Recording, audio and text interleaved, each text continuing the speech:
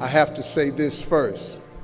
No matter what you hear me say, no matter how I tell my story, no matter what piece of information I lay out in front of you, please tag that with "cause of God."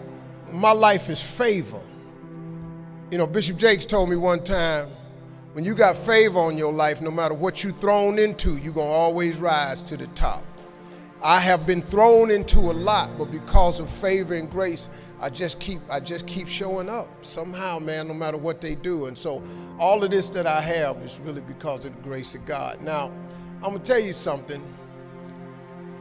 You gotta have a tremendous work ethic to be successful in here. In other words, and you can relate to this, you gotta have a lot of dog in you. You really do, man, if you want to be successful, because it's going to be a lot of trying times. So you have to have a tremendous work ethic. But you got to have faith. Faith without works is dead. Albert Einstein said once, he said, imagination is everything. It's the preview to life's coming attractions. Everything you have, everything we have in this world, somebody imagined it. It's your imagination is tremendous. Somebody was sitting on the phone one day talking with a cord to the wall and said, man, I wish I could just go outside with this phone. Everybody in here got a cell phone. Somebody imagined that. Somebody got tired of riding in a wagon cross country from slavery to freedom. Somebody said, I wish we had something that made these wheels move by themselves. We drive cars. People got tired of driving from New York to LA. Somebody said, I wish we could fly. We got airplanes. Imagination is everything. It's the preview to life's coming attractions. Your real life, the one God really got for you, is in your imagination. It is not in your current situation or your current paycheck. And if you've been living like that, you have then restricted yourself to a commonality that is really not yours. Because what really God got for you is really in your imagination. Faith is the substance of things hoped for and the evidence of things not seen.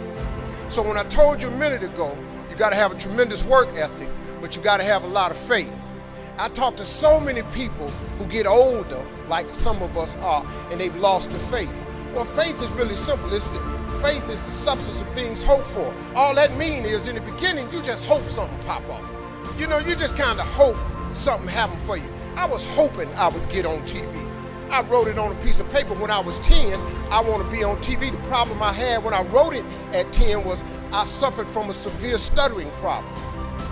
I could not talk outside of my house. So can you imagine when I wrote on a piece of paper, I want to be on TV and turned that in? But when I wrote it on the paper, it wasn't factual. It was just hoping. You just got to start with the hope. Faith is the substance of things that you hope for. You just hope something, Joe. Then what happened is through grace and favor, he give you a couple of them things you hope for, and then you're supposed to start believing then. Because now it turns into faith. But if you take this scripture, faith is the substance of things hoped for and the evidence of things not seen. What is the evidence of things not seen? I just told it to you. Albert Einstein said, imagination is everything. It's the preview to life's coming attraction. But guess what? Your imagination really is. It's the evidence of things not seen. Because your imagination, you know why it's the evidence of things not seen? Because you're the only one can see it. Your imagination is actually God showing you a preview of a coming attraction that he has for you. The moment you don't believe in your imagination, you negate what he got for you. Your imagination is the preview to life's coming attraction. It is the evidence of things not seen, because can't nobody see it with you. Your problem is you keep telling your imagination to the wrong people. See, if you want to kill a big dream, tell it to a small-minded person. It's dead. How many times, man, have you had a tremendous idea, something you thought was the one, and you went and told it to your loved ones and your so-called friends, and they shot it down. I mean, you was convinced that it was just, oh man, I just came to you. And you told it to them and they shot it down. And you thought since they was your loved ones and their friends and they got your best interests at heart, you believed them. You was wrong. You let them talk you out of what God got for you. Some of y'all still sitting here with the ambition of opening a business one day, but you scared to go start the business because you got a job and you got bills. Rich people got bills. Everybody got bills. Hell, I got bills. Everybody owes somebody something. I got something with the bank right now. You're going to let the fact that you got some bills stop you from opening the business, the thing that God done put in your imagination? So you're going to squash that because you got bills. Everybody got bills. Your real life is in your imagination. Can you grab what I'm telling you? So I don't know what you thought I was going to say to you. I'm just a real dude. I don't even have the education you all have. I flunked out of school. I ain't got no education. I don't use 4-syllable words. What I'm sharing with you is stuff that everybody can apply today. If you're sitting in here thinking that you're too old to listen to what Steve, hell, I'm 60. But I still rely on my imagination. See, if you think you're too old to make it, let me give you a prime example. Colonel Sanders. Colonel Sanders has been frying chicken his whole life. He was telling everybody he had the best chicken in the world. Ain't nobody believe him. They turned him down everywhere. Colonel Sanders didn't get a franchise till he was in his 60s. Kentucky Fried Chicken sell more chicken than anybody in the world today. So if you're sitting there thinking because you got a little gray on you, you too late, as long as God waking you up in the morning, that's the sign that he ain't through with you. So what you tripping for? You sitting up in here like God can't do nothing for you because you 60. Man, you know what I'm asking God for right now? And I'm 60. If you could see my vision board, you would be blown away. Because I got enough right now. I really know. But I ain't in the need business. I'm in the want business. Ain't nothing wrong with wanting something. But going down to these churches y'all sitting up in here going down to, keeping you in these little boxes. God got a big life for you. The smallest scripture I ever read changed my life. The scripture real simple. You have not because you ask not. Do you know the difference that could make in your life? I'm just giving you real talk now. I'm just trying to tell you how I got here. See, I have no education. See, you have not because you ask not. When the last time you really asked him for something? Or do you keep making requests that's inside the confines of your paycheck? When you gonna get outside of that? Didn't I just tell you God ain't in your paycheck? Didn't I just tell you he ain't in your job title? The life God got for you is in your imagination. Why you still imagining stuff? Why you keep dreaming of a summer home? Why you keep dreaming of retirement, leaving your grandkids money? So I'm at the age now where I think about my grandkids. I got 7 TV shows. Dog, I only need one. One show pay me enough money. I just need one. I do not live my life in the confines of what anybody says to me. I let my imagination go, and now imagination is a preview to life's coming attraction. But what that really means is God showing you a preview of what he has for you. So now, if you have not because you ask not, do you understand if you up your ask, he has to up his give? This period.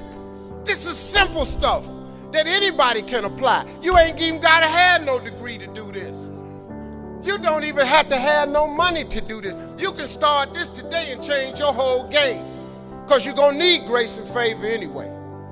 You up your ask, he up his give. You have not because you ask not. This ain't a magic trick, man. I get tired of rich people talking to people and they make you buy these programs and stuff so they can drag you out for 8 years. You can get the program. I have asked God for some tremendous stuff. Everything he hasn't given to me is on the way. I have no doubt about it. Why would he not? When I was homeless, I lived in a car for 3 years. I made some decisions in my life, man, and threw myself off a cliff. My decision in October 8th, 1985, I walked into a comedy club for the first time on a dare from a girl.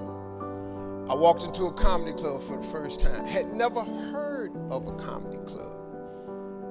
But all my life, I wanted to be on TV. Had never heard of a comedy club. October the 8th, I walked into Hilarity's Comedy Club in Cuyahoga Falls, Ohio. That's right outside Akron. I signed up for the following week because I just wanted to see what the comedians did. Man, I saw live stand-up for the first time. They had 10 acts supposed to go up. 9 of them went up. The 10th guy got scared and ran out the door. So I had signed up for the following week. The guy says, listen, we lost our 10th act. We're going to go to the phones. We're going to go to the week from next week. If Steve Harvey's here, come on up now. So I ran up on stage.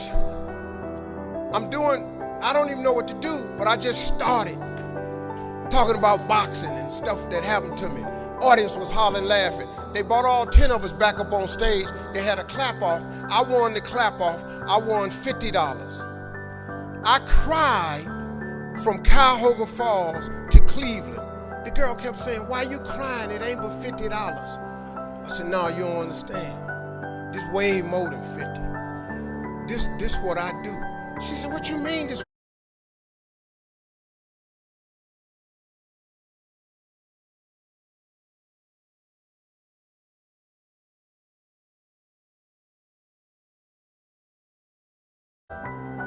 Now, I don't recommend that you do it that way, because 2 years later I was homeless. Because the first year of comedy I made $3,400, the next year I made $4,800, and the third year I made $5,300. I got a wife, a set of twins. I'm sending every dollar I got to them. So I tried to live on $50, $75 a week. Gas was 38 cents a gallon back then. I just stayed in my car. So I lived in my car for 3 years. 3 years I lived in my car. And what happened was, I just said, man, so I used to fish all the time to eat, because I'm a fisherman, I'm a bass fisherman. So I used to stop at lakes and ponds and just fish. And every month I get run off from somebody's land. Hey, get away from here. Hey, move along, that's not yours. Hey, stop fishing here. I just get run off. And he didn't understand. And one time I had fish on the line. They said, you got fish on that line? I said, yeah. Throw them back. I had to throw them back because I used to stop at rest areas with them little cast iron grills. I kept charcoal in my car. I started a fire and I eat fish. There's some days I wouldn't eat. So they thought I was just fishing, but I was eating. So I said one day, I said, man, you know what? One day, man, I'm gonna get myself some land. I'm buy myself a piece of dirt. So fast forward, God bless me. I get on TV when I'm 38. I'm on Showtime at the Apollo. Lord have mercy. They gave me my money. I saved my money up. I saved $250,000. I said, I'm going to give me some land. I went to Texas, and I'm about to buy some land. But before I went to buy the land, I was curious. I just had the thought. I said, man, I wonder how much land is on earth? How many acres is on earth? Because you know it's not going to change. You know, God lets you fly. God lets you dive on the water. God don't let you make dirt. Can't make dirt. So I looked it up. It's roughly over, just a little bit over 36 billion acres of land. 36 billion acres of land. So I just got a little bit more curious, and I said, well, how many people on earth? I looked it up.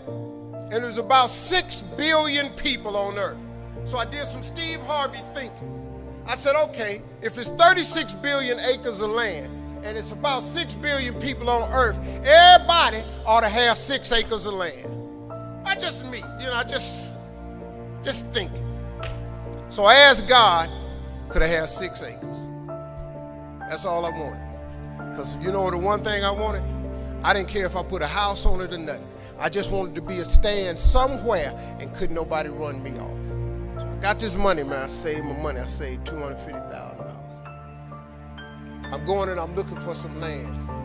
The first day I get there, I see a piece of land in Texas, so beautiful. I couldn't believe it. Had rolling hills, had a pond on it where I could fish.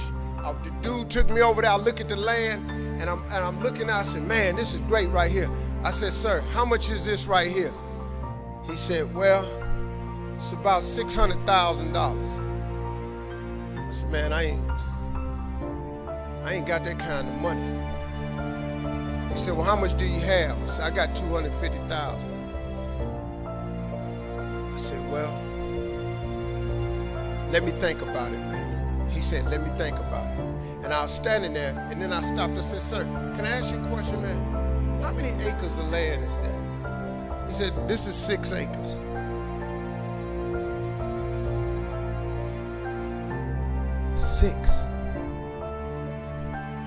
Six years ago, I just asked God, just give me 6. See, I didn't want a whole lot of acres. I just wanted my cut. Just give me my 6. And so I said, ain't this crazy? So I thought about it. I said, man, what can we work out? Right before I got ready to say it, the guy that took me over there said, Steve, let me show you something right quick. He took me over to this hillbilly's house. Took me over to this hillbilly house named Jerry Campbell. I was a little nervous about meeting him, man, because I didn't like the way he talked, but mess around, turned out to be one of the finest men I ever met in my life. Became a father figure to me. It's an old white man. He took me to his house. He said, let me show you something. He took me over and showed me this land, and it was massive. It had 3 lakes on it. It had rolling hills. It had trees. It was unbelievable, man. I said, man, this is incredible. I said, man, how much is this? He said, this 16 acres. I said, hey, man, I ain't got that kind of money. Let me go on back over here to this dude where Mike can cut a deal. He said, well, let me ask you something. What was you going to give that man over there? I said, well, I hadn't worked it out yet because all I got is $250,000. He said, well, listen, I'm in a little bit of a tide right now. Said, if you can bring me $250,000 cash by tomorrow, I'll give you this 16 acres. Next thing you know, I had 270 acres of land. Now let me tell you something. I'm so busy now, I don't even get to go to that ranch. I never can go. And I thought I was going to be fishing and save it for my kids' rest of life. But God had another plan for me. That's the ranch that I have my mentoring camp on. I bring 1,000 black boys out there with 1,000 single mothers. And that was the purpose of that ranch. I never go there to fish at all. But see, that's what I wanted. I thought that's what it was for. But God got another plan. His way is way bigger than yours. You can't even see his way. But you got to start to hustle. You got to give God something to work with. Look, if you start hustling and grinding, he'll fill it up for you. But if you ain't got no hustle and no grind, he can't fill it up. So guess what? I don't ever go there to use that land for fishing or not. But I'm changing boys' lives over there. My story is really a story about faith. It really is, man. I come out the dirt. I have no college degree. All of my children do. I got 7 kids. I sent their last one to college. I got 3 boys. 2 boys come out of Morehouse. I got a daughter that come out of Spelman in Berkeley. I got 2 daughters went to Hampton, and then graduated from Ohio State. I made sure all my kids went to college because I know they got to have that education. With Daddy, you didn't go to college. Well, your ass ain't got no jokes. It's been important for me to empower my children, but not only my children, but thousands of young people across the country. And education is the key for a lot of people. But when I speak at colleges and stuff, I tell people, the number one thing in your world is not your education. It's your dream. So what you dreaming about, y'all? What you still dreaming about? What is God still showing you in your imagination? What are you so afraid of?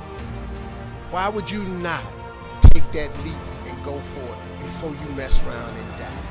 Why would you not go and see what God really got for you before you leave this world? Why would you hang on to a job? Here's what happens with the job. If you live in paycheck to paycheck right now, when you retire, they're going to give you 1/3 of what you can't live on now. They're going to give you a gold watch and a turkey, and they're going to set you on out to pasture. If I was you, before I leave this world, I'd go see what God really got for me. Just take a chance. Now, here's why you should take the chance. Name me one time God has not pulled you through. Just name it. Name the one thing God has never pulled you through. If he ain't pulled you through it, he's currently pulling you through it right now. And the reason I know I'm telling the truth is because you're sitting in here. If God was through with you, he wouldn't wake you up no more. When he wakes you up, it's because he ain't through with you yet. He got something else for you. So why don't you go see what that is? Why we got to live our lives like we owe them something? Man, you owe yourself something. Go be free. Go see what God got for you. Oh, Steve, that's easy for you to say. You rich. Hell, did you hear me? I lived in a car for 3 years. On October 8th, I won $50. October 9th, I quit. How big a jump you want to take? You ain't even got to do that. A lot of y'all got savings. You may not have 3 years up, but you only need a little bit. Just jump. Go see what God got for you. Quit sitting here in your life posturing like it's okay. Quit funking the fake. Quit faking the funk. Quit got people thinking you something you ain't, man, when you really know you won't be something else. I'm just telling you just like it is. You ain't got to believe me, but you can look at me. I'm telling you, it's proof in this here now that the God you serve really will give you what you ask for. He will. I'm not your preacher. I'm a hood dude that done messed around with no education. The mess around got to the top of the TV world, balling out of control. And I'm telling you, I was homeless and lived in a car, and I ain't got no education. Now y'all in here got degrees. I see it on your forehead. I see it on you. I feel when I'm around educated people. I know you know how to study and math. I can look at you, and I'm so proud of you. But hey, man, the next level. A man without a dream or vision shall perish. It never mentions if you don't have an education.